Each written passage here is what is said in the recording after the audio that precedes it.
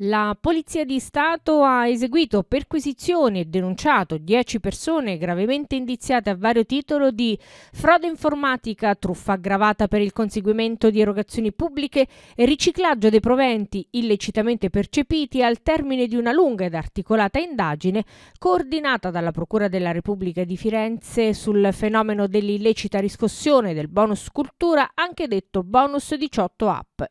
Le indagini in tutta Italia hanno preso il via nell'estate del 2023 in seguito a 70 denunce presentate da altrettanti neodiciottenni, ai quali era stato sottratto il bonus cultura, carta elettronica di 500 euro da utilizzare per l'acquisto di libri, dischi, corsi di lingua, biglietti di concerti, musei, mostre e spettacoli teatrali. Il modus operandi dei criminali consisteva nel sottrarre ai ragazzi l'importo disponibile in quel momento nel portafoglio del bonus cultura con l'illecita attivazione di SPID paralleli gestiti da malfattori. Accedendo alla piattaforma in sostituzione degli aventi diritto, realizzavano il voucher del bonus cultura, utilizzandolo poi presso esercizi da loro gestiti ed emettendo fatture elettroniche false per ottenere dal Ministero della Cultura i rimborsi a fronte di beni e servizi di fatto mai venduti.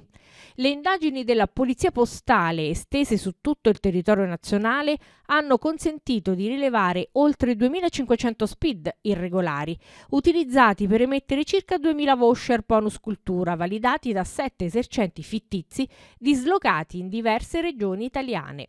Gli accertamenti dei poliziotti cibernetici hanno permesso al Ministero della Cultura di sospendere prontamente in via cautelare i rimborsi illecitamente richiesti, impedendo così un aggravio del danno economico già subito dal Dicastero pari a circa 400.000 euro.